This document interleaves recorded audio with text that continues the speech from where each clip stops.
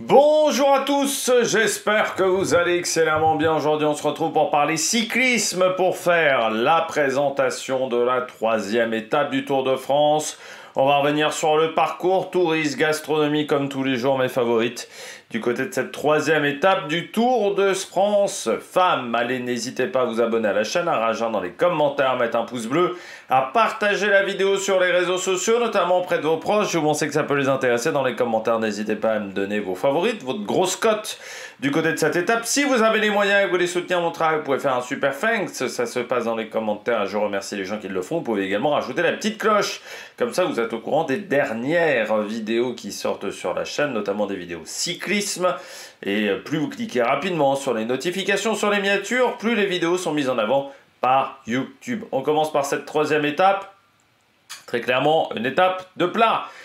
Première vraie grosse étape de plat pour sprinteuse. Le dénivelé positif est extrêmement faible. On aura une journée pour sprinteuse du côté de cette étape. Il en faut hein, du côté du Tour de France femmes. Après, on revient toujours avec le même problème.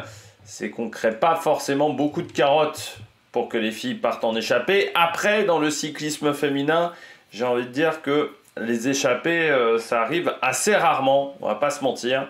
On a souvent un peloton groupé, contrairement aux garçons, on a parfois des échappées, on va dire publicitaires. On en a quand même beaucoup moins du côté des filles. On l'a vu déjà lors de la première étape, hein. En fait, on fait des échappées parce qu'il y a un intérêt derrière de prendre un maillot à poids, de prendre un classement distinctif, de marquer des points, mais on ne fait pas une échappée juste pour le plaisir. Soit c'est parce qu'on est sûr que l'échappée peut aller au bout au niveau de la victoire, soit c'est parce que voilà, il y a un intérêt au niveau des points, mais on ne fait pas d'échappée si en gros il n'y a pas de possibilité qu'elle aille au bout. C'est très différent du côté par rapport aux garçons où parfois on a des échappées, mais les mecs les savent dès le départ que ça ira pas au bout. Bon. Même si, encore une fois, les échappées publicitaires, ça arrive de moins en moins souvent, il faut bien le dire, et que maintenant il faut une carotte pour qu'on ait des échappées, mais c'est déjà le cas chez les filles. On voit donc difficilement comment on pourrait éviter une arrivée massive hein, sur cette étape. Il n'y a vraiment pas suffisamment de difficultés, on a une bosse sur le parcours assez loin de l'arrivée. Le reste est quand même plutôt plat, donc on ne devrait pas avoir un spectacle énorme. Faire attention, c'est une étape qui fait plus de 160 km. C'est-à-dire que c'est une étape longue du côté du cyclisme féminin. Hein. Encore une fois, la moyenne des étapes, c'est plutôt aux alentours de 230 km. Donc quand on passe la barre des 150-160 km, c'est presque une distance de parcours de championnat du monde. Même parfois, les championnats du monde sont plus courts.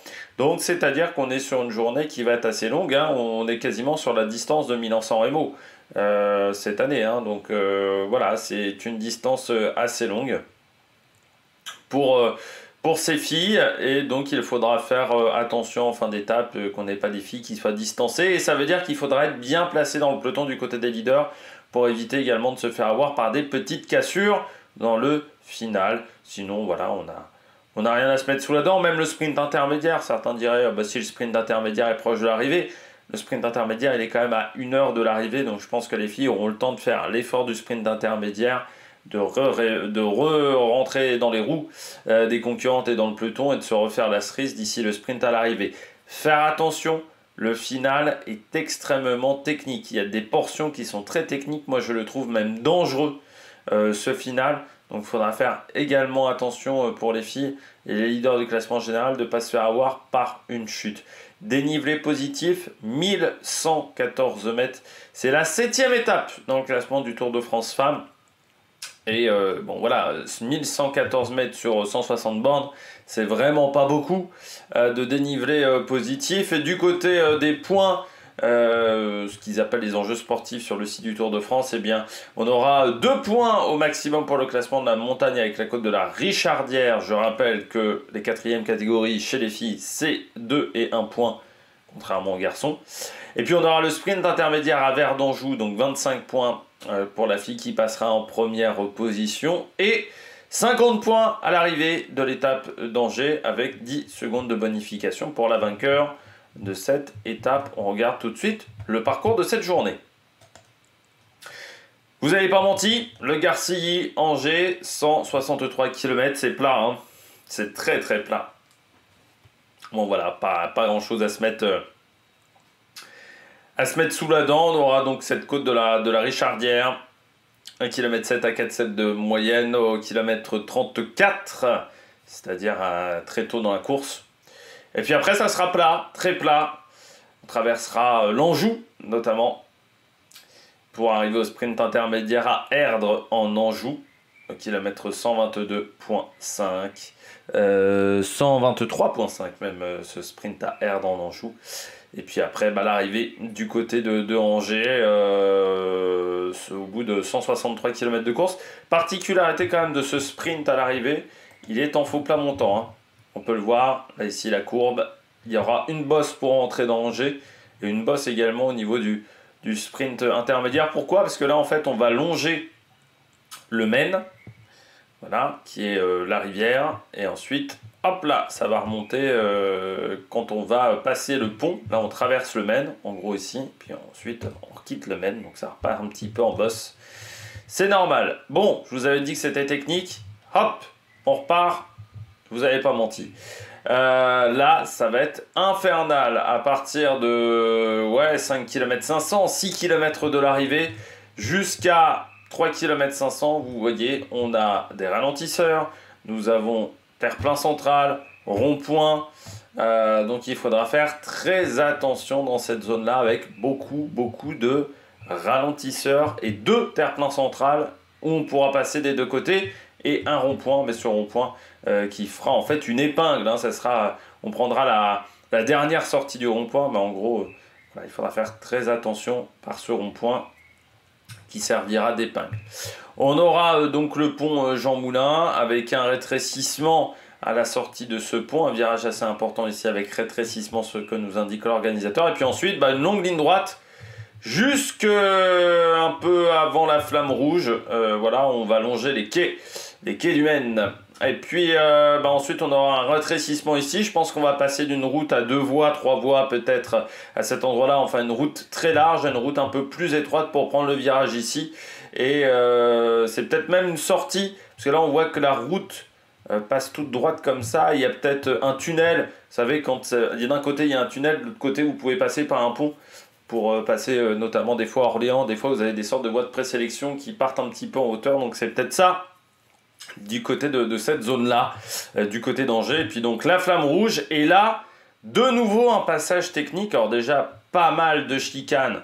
Voilà, entre, on va dire, 800 mètres et 500 mètres de l'arrivée. Et surtout, traverser des rails du tram. Et ça, c'est toujours technique. Donc il faudra faire attention sur cette traversée de rails. Et puis ensuite, donc la dernière ligne droite, boulevard Georges Clémenceau, donc au centre-ville. Une ligne droite de 500 mètres, 6 mètres de large et 500 mètres à vue. Voilà, donc on verra la ligne droite assez loin, mais il faudra faire attention aux traversées de rails et puis à toute cette zone technique là, aux 5 km. Mais je trouve que des traversées de rails dans la Flamme Rouge, au niveau de la Flamme Rouge, je trouve pas ça très sérieux. Voilà, de la part des organisateurs, je pense qu'on aurait pu faire l'arrivée ici, ce qui aurait été moins problématique, voilà, du côté des quais. Parce que là, la traversée de rail à 800 mètres de l'arrivée, je pense qu'on aurait pu s'en passer de la part des organisateurs.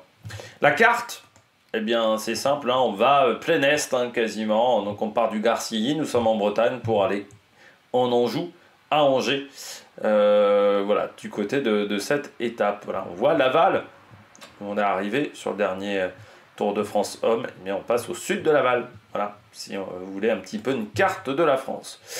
On regarde tout de suite le tourisme dans la région. On commence, bien entendu, l'étape au niveau tourisme du côté de la ville de la Gacilly, en Bretagne. Et la ville de Gacilly, eh bien, vous avez déjà ce château, le château de Sourdéac, qui date du XVIe siècle, qui a été restauré au XIXe, un manoir qui appartient à la famille de la Motte. C'est attesté dans les textes au XIVe siècle. Le château est au Moyen-Âge, voilà. Il va être vendu en 1531 à Jean V de Rieux, qui va faire construire une nouvelle bâtisse sur ce château de Sourdéac. Le domaine va rester dans la famille jusqu'en 1713. Il va être confisqué à la Révolution et il va être vendu à un rentier nantais. Voilà. Donc à l'intérieur, il va être vendu à la Seconde Guerre mondiale à la famille Carqueret, qui va être transformé en chambre d'hôte. Et donc ce château de Sourdéac, qui est une chambre d'hôte, vous pouvez toujours y aller, hein, ça appartient toujours à la famille Carqueret, voilà, si vous voulez y aller. Alors la ville de la Gacilly, c'est également la ville de Yves-Rocher. Et oui. Mais avant de parler de la ville de Yves-Rocher, je suis allé un petit peu trop vite en besogne, on va parler déjà de la forêt de Brocéliande. Cette forêt de Brocéliande qui est une forêt mythique, bien entendu, avec Merlin, avec le roi Arthur, les chevaliers de la table ronde, bien entendu Lancelot du Lac, également le chevalier solitaire. C'est là aussi où serait mort Merlin. On aurait emprisonné, on aurait tué Merlin dans cette forêt de Brocéliande. Voilà. Je ne sais plus si on n'en avait pas déjà parlé hein, sur le Tour de France de la forêt de Brocéliande. Et voilà, vous avez énormément de chansons, de textes, de légendes autour du mythe de la forêt de Brocéliande. Il y a même une série du côté de TF1 qui s'appelait Brocéliande également. Voilà. Et on poursuit donc, comme je le disais, c'est la ville de Yves-Rocher. Hein, donc Yves Rocher qui a créé l'entreprise du même nom en 1959 à la Gacilly. Ce sont en fait des produits cosmétiques, alors des produits qui sont faits à base de plantes, vendus par correspondante. Vous avez également des magasins, dans pas mal de centres commerciaux. Aujourd'hui, donc ça fait...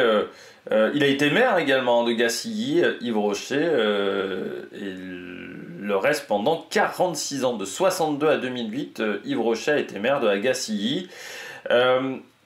Alors, il faut savoir que Yves Rocher a toujours été un petit peu à la pointe au niveau notamment de l'écologie, au niveau également de l'idée d'avoir des produits qui ne soient pas dangereux pour la santé aussi, ou avec le moins de produits, on va dire, artificiels possibles dans ces productions.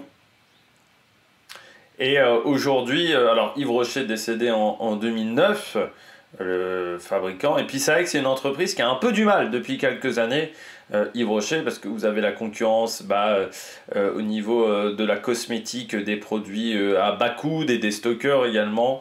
Donc c'est vrai que Yves Rocher, qui est un peu plus cher, c'est de la moyenne gamme, hein, en gros, Yves Rocher a un peu du mal. Comme beaucoup de marques de moyenne gamme, que ce soit dans l'automobile, que ce soit également du côté de l'industrie textile également. Hein, c'est compliqué quand vous êtes en milieu de gamme. Voilà, il y a le haut de gamme, le bas de gamme. Entre les deux, on le voit quand même depuis une dizaine d'années au niveau économique, que c'est un petit peu dur de survivre. Voilà. Après la Gacilly et donc Yves Rocher. Alors il faut savoir qu'il y a un musée. Là, je vous montre des images du musée. C'est un musée immersif où vous avez également un jardin botanique qui sont ouverts au public, qui permettent de comprendre l'histoire, la création de l'entreprise. Voilà. Je vais vous demander pourquoi il y avait cette photo-là. On passe au manoir de l'automobile. Alors ça, il faut que j'y aille un jour, parce que vous savez que j'adore les voitures. Le manoir de l'automobile de l'Oéac. Alors il faut savoir que l'Oéac, vous avez donc le manoir de l'automobile. Vous avez également un circuit, le circuit de rallycross de l'Oéac, qui a accueilli notamment le championnat d'Europe, le championnat du monde sur cette piste. Et puis vous avez également le manoir de l'automobile qui a été créé par Michel Homel. Alors Michel Homel qui est ancien patron de presse, je ne sais plus s'il est encore patron de presse, notamment Échappement, ça lui appartenait, mais il avait pas mal de magazines, Michel Homel, et qui a décidé en 88 de rassembler 400 modèles de collection sur 14 000 m². Vous avez des Formule 1, vous avez également des voitures célèbres des années, je dirais, de toutes les époques, je dirais jusqu'aux années 90-2000. et qui comprend notamment des Formule 1 pilotées par Jean Alesi ou encore Alain Pro. Parce que normalement, faut pas dire le ST. J'ai appris ça il n'y a pas si longtemps que ça sur un documentaire, que normalement, c'est pas Alain Prost, c'est Alain Pro. Sauf que les Britanniques ont dit Alain Prost et que tout le monde a suivi. Voilà, mais normalement, c'est pas Alain Prost, c'est Alain Pro. Ça fait un peu mal à l'oreille. Voilà, donc 14 000 m² d'exposition, voilà, et ce manoir de l'automobile qui est un lieu à voir pour les amateurs d'auto. Il y a 2 gros musées de l'automobile, il y en a un également dans l'Est, également, de gros musées de l'automobile. Vous avez le musée Matra aussi à Romorantin. Je fais un petit peu la promotion du centre Val-de-Loire. On passe à Bain de Bretagne. Bain de Bretagne avec son château, le château de la Robinet, qui date du 16e jusqu'au 18e siècle.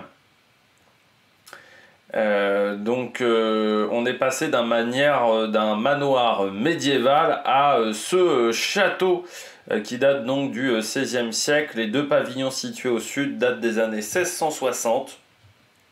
Toute la moitié occidentale du château est une injonction de la fin du XVIIIe siècle. Et le château est remarquable par la qualité de son architecture, et par le témoignage qu'il porte également sur l'architecture de l'époque selon, encore une fois, le site du Tour de France, classé monument historique depuis 1908. Vous avez également un moulin dans cette commune. Voilà, du côté de Bain de Bretagne. On poursuit du côté de nos pérégrinations avec Châteaubriand, pas l'écrivain, la ville du côté de Châteaubriand avec ce château.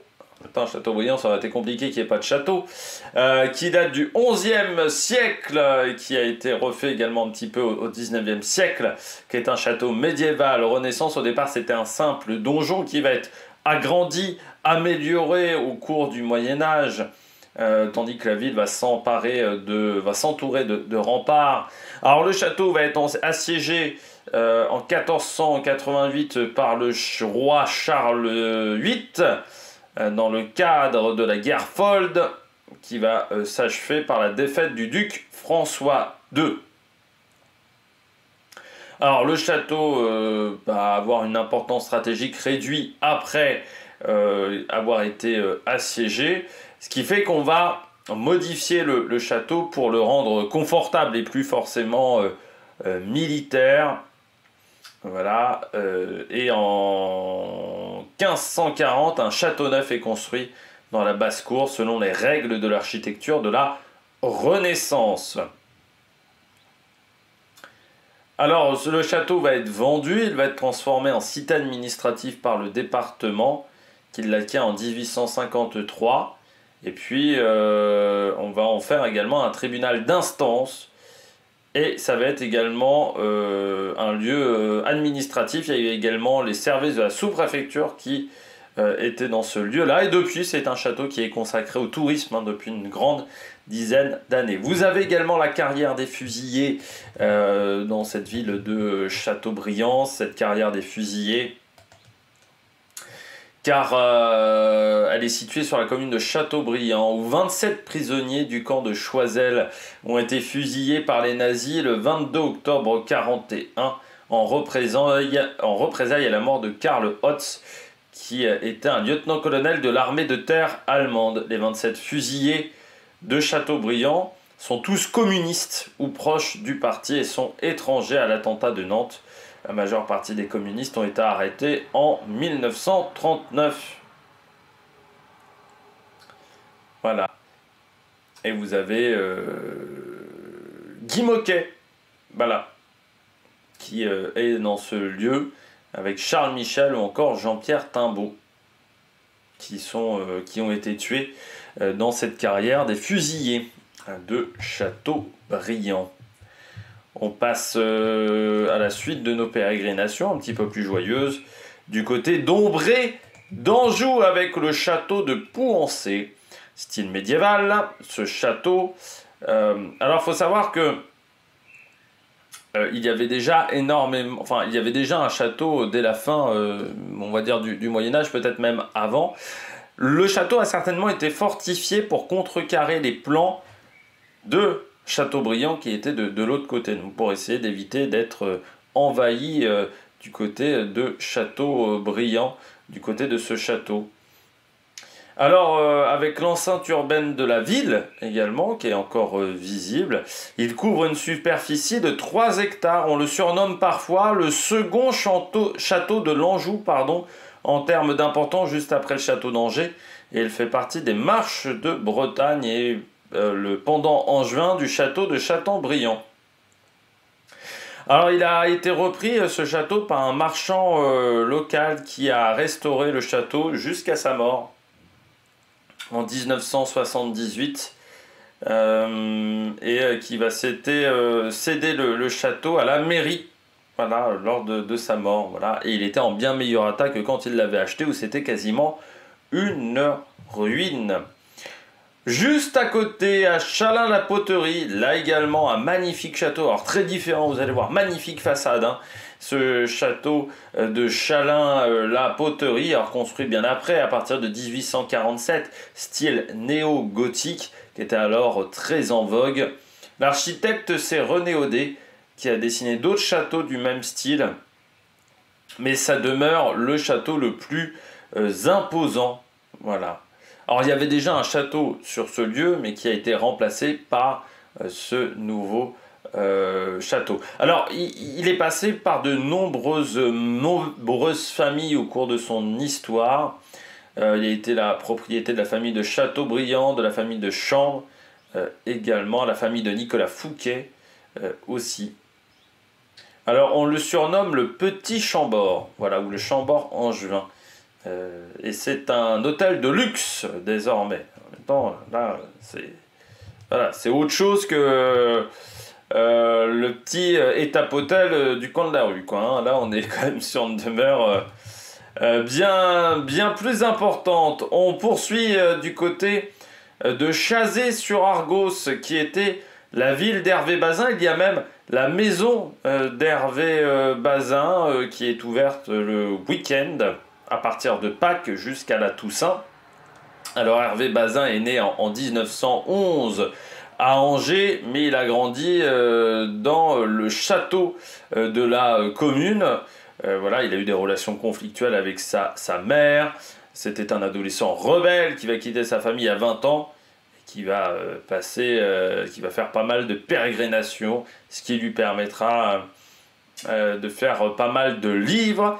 Et bien entendu, en 1948, il fait Vipère au point, son premier roman. Il va publier une trentaine d'ouvrages et il va être pendant 22 ans président de l'Académie Goncourt jusqu'à son décès en 1996. Voilà.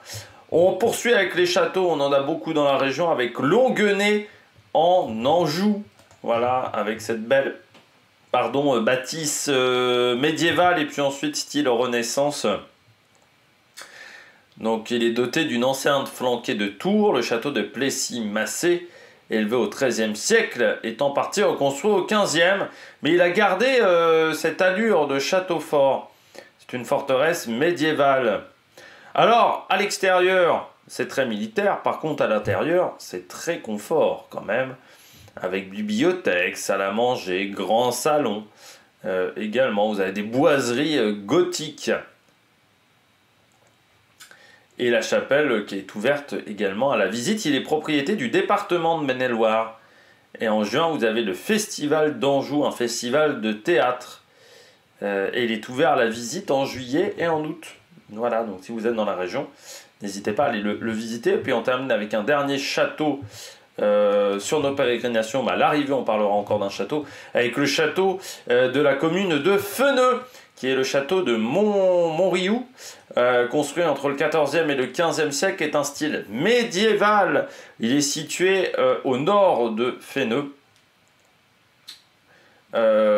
Plusieurs seigneurs se succèdent à la tête du domaine. On a eu notamment Robert Constantin, qui était conseiller du présidial d'Angers, et les fils et petits-fils seront conseillers à la Cour des comptes de Nantes et conseillers du roi. Puis le château va passer par plusieurs familles au moment de vente ou d'héritage au fur et à mesure du temps. Et depuis, il est dans la famille de la Plante depuis 1700, les années 1740.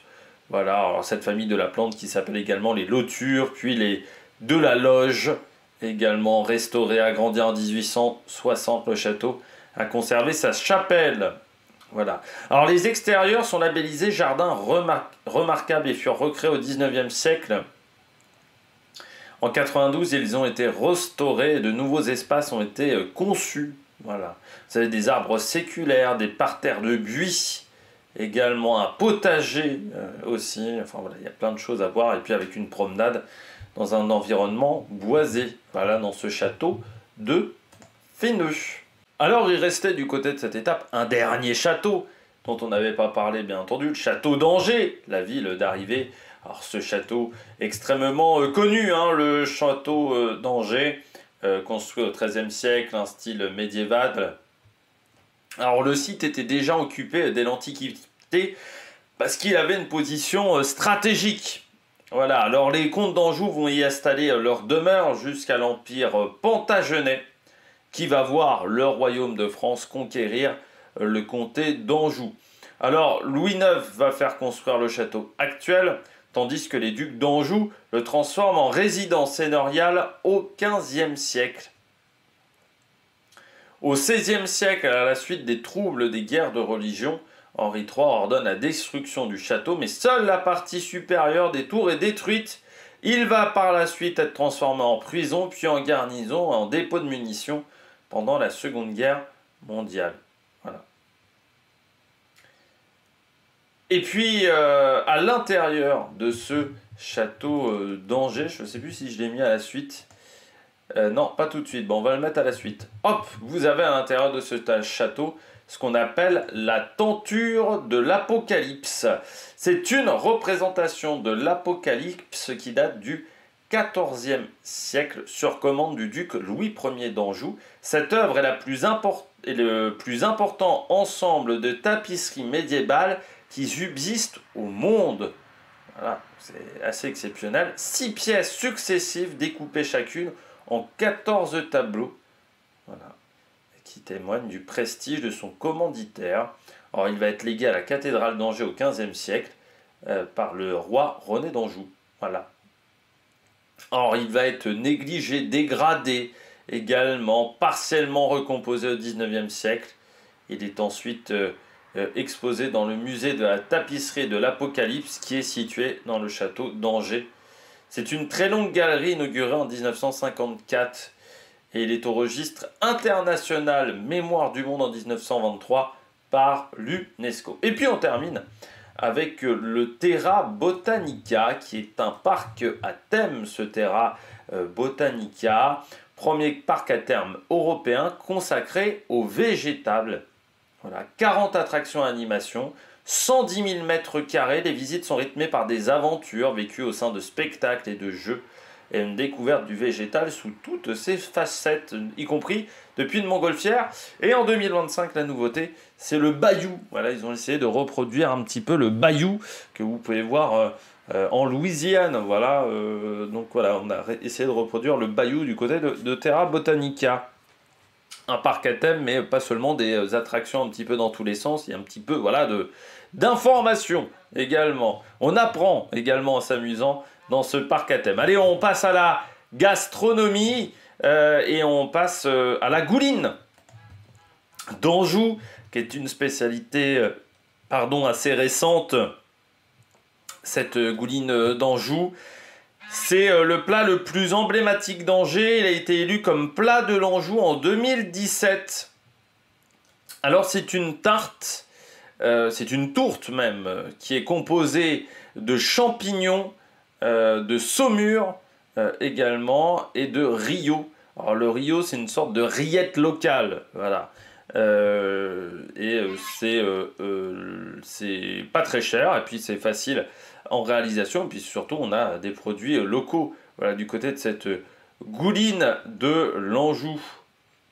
Voilà.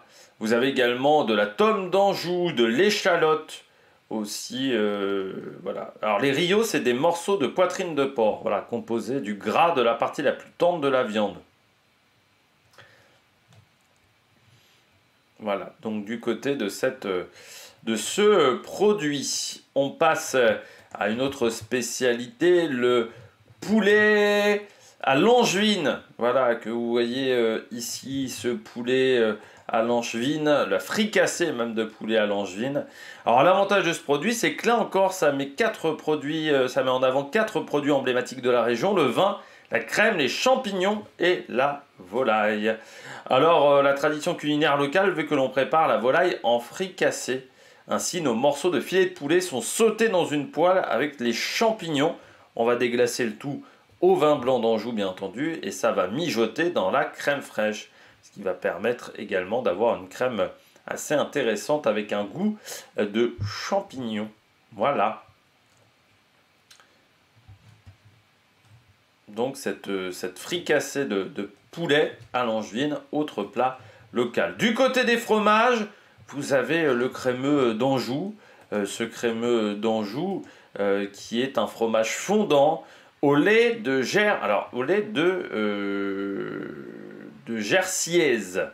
Voilà, je pense qu'on le prononce comme ça, de Jersiaise. Alors c'est un lait qui est très particulier, ce lait de Jersiaise. C'est la race c'est des vaches de Jersey. C'est la race de la vache. Pourquoi? Parce qu'il est riche en calcium, en phosphore, en vitamines et en oligo-éléments. 10 jours d'affinage pour ce fromage à pâte molle et en croûte et à croûte fleurie. Voilà. Le crémeux d'Anjou. Voilà. Et puis il y a un autre fromage également, enfin il y a d'autres fromages dans la région, mais un autre fromage dont je voulais vous parler, et c'est le palais cendré du Roumet, qui est un fromage fermier au lait cru de chèvre à pâte molle. Il est fabriqué à Izernay. Alors Izernay, c'est au sud vraiment du département du Maine-et-Loire. Je dirais que ça a une bonne quand même trentaine, quarantaine de kilomètres d'Angers, pour tout vous dire. Et c'est un palais qui pèse 150 grammes environ. Alors sa croûte est recouverte de charbon végétal, ce qui donne cette couleur, voilà, assez importante. Alors lorsqu'il est frais, eh bien la pâte est bien blanche et dense, et plus il est affiné, bien entendu, plus la pâte deviendra lisse, brillante et de couleur crème. Alors au lait, vous avez un parfum de lait. Voilà. Donc au nez, vous avez un parfum de lait. Peut-être le mal prononcé là. On poursuit avec le pâté aux prunes. Alors le pâté aux prunes, c'est pas un pâté auquel on a rajouté des prunes, c'est un gâteau. Alors c'est une spécialité tout à fait angevine, le pâté aux prunes qu'on appelle aussi pâté de Pâques. Alors on va le trouver également un peu dans les Deux-Sèvres, mais c'est vraiment du côté d'Angers qu'on retrouve ce produit. Qu'on mange notamment durant Pâques et puis pendant l'été, parce que c'est là où les prunes arrivent à maturité, tout simplement. Alors c'est une tourte qui est confectionnée à l'aide de prunes non dénoyautées. Normalement ce sont des reines Claude, donc pendant la saison des reines Claude, août à septembre, parce que la saison des prunes est assez courte. Et les prunes sont disposées sur une pâte brisée qui est refermée sur les fruits et on laisse qu'une ouverture au milieu, c'est une cheminée qui va permettre de conserver l'humidité du fruit pendant la cuisson. Alors le pâté aux prunes est très présent encore aujourd'hui dans les boulangeries angevines. Voilà. Est très peu répandu en dehors du Maine-et-Loire. Vous avez également les pommes tapées. Alors les pommes tapées, je vous en parle aujourd'hui, mais j'aurais pu vous en parler demain, parce que c'est plus du côté de la région de Saumur, au final, où l'on ira demain. C'est une spécialité extrêmement ancienne qui date du XVIIe siècle dans la vallée de la Loire. Cette spécialité s'explique par la présence de vergers du côté de l'Anjou, du côté également un petit peu de la Touraine, mais surtout par la présence de la marine marchande. Parce que les pommes tapées, elles peuvent être conservées 10 ans et elles contiennent de la vitamine C, donc on en utilisait du côté des marins, parce que c'était l'un des seuls fruits que l'on pouvait emmener. Alors la production va connaître un vrai boom quand le vignoble va être touché par la phylloxéra, et elle devient l'activité principale de la région. On va compter jusqu'à 200 fours à Turcan en 1914. Alors vous avez désormais encore quelques passionnés, voilà, qui perpétuent cette tradition, parce que c'est assez long Voilà, il faut éplucher les pommes, les faire suer pendant 3 jours dans un four à bois. Ensuite, on va les taper avec un maillet sans les éclater, donc ça demande une technique. On va les remettre au four pendant 2 jours. Et puis, parfois, on peut les réhydrater, notamment avec un petit peu de vin aussi. Mais voilà, ça prend donc 5-6 jours pour fabriquer ces petites pommes frappées. Donc, c'est presque plus la région de demain, de la zone de départ. Et puis, on a également cette petite confiserie que vous avez à l'écran avec cette couleur tout à fait étonnante. C'est le Quernon d'Ardoise, spécialité angevine créée en 1966 par René Maillot. Voilà. Donc c'est sur une idée de cet artiste angevin. Alors c'est René Maillot, le maître chocolaté, qui a fait cette recette, mais sur une idée d'un graveur sur ardoise, Maurice Pouzet. Voilà, donc c'est composé d'une nougatine caramélisée aux amandes et aux noisettes enrobée de chocolat bleu. Le Quernon d'Ardoise est de forme carrée, la couleur rappelle le schiste ardoisier qui couvre notamment les maisons de la ville d'Angers. Et puis du côté d'Angers, vous avez également le vignoble avec le vignoble de l'Anjou.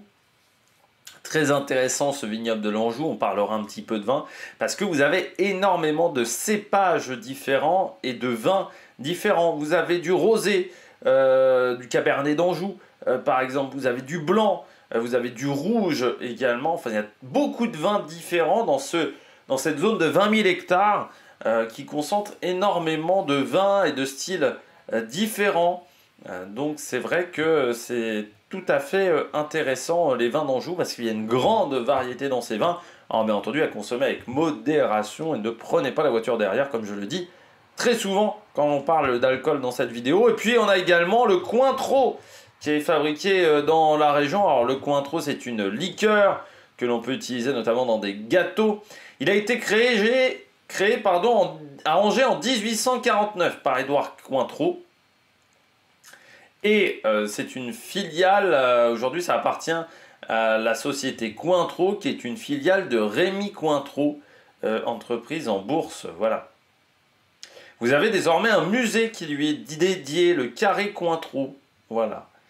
Du côté d'Angers, ça a vraiment été fabriqué à Angers, à la rue Saint-Aubin, voilà, du côté de Angers. Donc c'est voilà une production aujourd'hui. En 93, il y avait environ 30 millions de flacons qui étaient produits à Angers. Non, 93% sont destinés à l'exportation. Voilà, alors 3000 mètres carrés. Voilà le musée Cointreau avec 4000 documents et objets sur le site de production, donc encore une fois d'Angers. Alors il est utilisé dans des cocktails, vous pouvez le mettre également dans des gâteaux. Voilà le Cointreau. 40 degrés d'alcool, donc c'est assez costaud, voilà, le Cointreau. On passe bien tout de suite à l'histoire du Tour de France. Alors l'histoire du Tour de France, bien entendu du côté de la Garcilly, on n'a pas grand chose à se mettre sous la dent car c'est la première fois que le Tour de France va à la Gacilly. La Gacilly, c'est à 7 km de Redon, voilà, du côté de la Bretagne. Alors il y a quand même eu une étape du Tour de l'Avenir qui est passé par cette commune. C'était Anders Foldager qui s'était imposé. Et puis sur le Tour de Bretagne en 2024, où la victoire était revenue à Baptiste Vestroffier, le coureur désormais de la Lotto, le coéquipier d'Arnaud Delis. Alors par contre, la ville d'Angers, elle a connu beaucoup plus d'arrivées et d'étapes du Tour de France, même 2 grands départs du Tour du côté d'Angers. C'était en 67 et en 72. En 72, c'était Eddy Merckx qui s'était imposé lors du prologue. Et puis en 67, c'était une étape qui partait d'Angers pour aller c'était un circuit autour de Angers, c'était un contre-la-montre et c'était l'Espagnol José María Errandonea qui s'était imposé. et qui avait pris donc le maillot jaune. Voilà. Parmi les vainqueurs d'étape à Angers, eh bien, en 1950, on a eu Nello Loredi, un Français qui avait gagné à Angers, Hugo Coblet en 51, c'était un contre-la-montre ce jour-là. Alessandro Fantini en 56 également. On a eu Roger de Brecker, le Belge. Anquetil avait remporté également un contre-la-montre. En 63, dans cette commune, à l'époque on avait les demi-étapes. Et puis parmi les derniers vainqueurs, eh bien, nous avons Mark Cavendish en 2016, qui avait remporté la dernière étape qui est arrivée à Angers en 2016. Et puis, c'est le lieu de la première victoire d'étape sur le Tour de France d'un certain Tom Boonen, qui s'était imposé en 2004. À ce moment-là, c'était déjà Thomas Voeckler, qui était maillot jaune. Voilà. Yann Ras également en 79 s'était imposé. Mais c'est vrai que sur les 50 dernières années, on n'est pas passé souvent par Angers du côté du Tour de France homme. C'est une ville qui a été pas mal délaissée ces dernières années. Du côté de la Bretagne, le cycliste du jour, eh bien, c'est Lucien Petit-Breton, qui est né à Plessé, en ce qu'on appelait à l'époque la Loire intérieure, qui est mort à Troyes pendant la Première Guerre mondiale. Lucien Petit-Breton, qui au départ a commencé par la piste, puis il est passé sur la route, vainqueur notamment à 2 reprises du Tour de France. Une carrière assez courte, même sur la route, alors même s'il a continué à courir jusqu'en 1914, en fait à partir de 1909 déjà, il fait beaucoup moins de route, car il dirigeait à ce moment-là un magasin de cycles. Il a même remporté, on va dire, 3 fois le Tour de France, qu'en 1906, il avait gagné la catégorie, ce qu'on appelait des poinçonnés. C'était, en fait, il y avait 2 catégories à l'époque sur le Tour de France. Ceux qui avaient le droit de changer de vélo à la fin des étapes et de faire des réparations entre les étapes, et puis ceux qui ne changeaient absolument pas de vélo ni de roue pendant tout le Tour de France. Et il avait réussi à remporter cette catégorie et à être quand même 4e du général, donc vainqueur en 1907 et en 1908, où il va gagner 7 étapes sur ces 2 Tours de France. Il va complètement dominer le Tour 1908, il va être leader pendant 13 jours, et puis ensuite il va avoir pas mal de malchance dans les années qui suivent, notamment des abandons assez vite. Une année il va rencontrer le chemin d'une vache.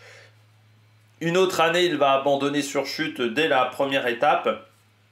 Il va faire également le Tour d'Italie, 4 participations, mais à chaque fois il va abandonner. Il va quand même remporter une étape en 1911 et être leader du classement général pendant une petite journée. Et puis il va mourir lors de la Première Guerre mondiale. En fait, ce qu'il faut comprendre, c'est que pendant la Première Guerre mondiale, beaucoup de cyclistes vont être affectés, vont avoir des missions militaires, et donc beaucoup sont morts à ce moment-là.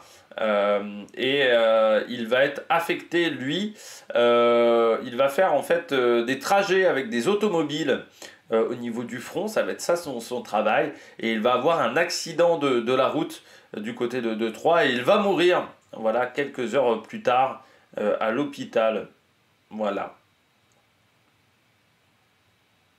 Et il est l'un des 3 vainqueurs du Tour de France, avec François Faber dont on avait parlé et Octave Lapise, à être mort lors de cette Première Guerre mondiale. On passe maintenant à la météo. On va même mettre la petite carte peut-être du côté de la météo. Une étape qui va être assez tranquille au niveau du temps. Il sera nuageux en début de journée, puis ensuite on aura de très très belles éclaircies du côté d'Angers. Le risque de pluie au maximum il est de 20%, donc normalement on aura un temps sec du côté de cette étape, et surtout à l'arrivée. À l'arrivée, vraiment, le risque de pluie est de l'ordre de 0%. Température entre 20 et 24 degrés. Alors le vent qui va être de nord en début de journée, donc vraiment nord, il va frapper comme ça, et puis ensuite il va passer à nord-ouest, voilà, sur la suite de la journée, donc plutôt de dos, 3/4 d'eau, notamment à partir de cette zone-là, en fait, hein, où ça a véritablement changé juste avant le sprint intermédiaire pour arriver du côté d'Angers, où au moment du sprint, donc le vent, lui, sera plutôt de face dans cette dernière ligne droite, donc il ne faudra pas déclencher trop tôt. Et un vent qui sera entre 15 et 30 km/h, donc pas de possibilité de bordure hein, avec ce vent-là, mais par contre ça pourrait vraiment gêner au moment du sprint. La stratégie de cette étape, bah, difficile d'éviter un sprint, peut-être qu'on aura une petite échappée, mais ça arrive assez rarement dans le cyclisme féminin, et puis on va avoir un sprint. Il faudra faire attention quand même aux possibilités de coup du kilomètre, notamment après les rails du tramway, parce que ça va peut-être les enchaînements virages vont peut-être pas mal désorganiser le peloton, donc peut-être que certaines concurrentes vont essayer d'en profiter. Et puis sinon, bah, il faudra être bien placé à l'entrée du dernier kilomètre, mais comme il faut être bien placé, il va falloir être costaud. Il va pas falloir lancer non plus son sprint trop tôt avec le vent de face, donc il va falloir vraiment être très très bon dans le timing, pas non plus se faire enfermer. Donc voilà, il va y avoir un sens du rythme à avoir dans cette dernière ligne droite et dans ce dernier kilomètre. Ça va être assez intéressant tactiquement à voir. Du côté de mes favorites pour cette étape, eh bien j'ai mis Vibus parce que bon, elle a quand même une marge techniquement sur ses adversaires. En plus, c'est en léger faux plat montant du côté de l'arrivée. Donc par rapport à d'autres concurrentes, ça la favorise. Donc je mets Vibus, je mets Charlotte Kool. Une équipe à son service. Voilà, du côté de la DSM, on n'a pas de leader pour le classement général véritablement, donc on jouera les sprints pour Charlotte Kool, et on sait que bah, sur le Tour de France, elle s'en est souvent très bien débrouillée sur cette épreuve. Et puis Chloé Dygert, également l'américaine, elle sur le Tour de France, pour le moment pas vraiment en réussite, mais Chloé Dygert, il faudra compter sur elle, l'américaine.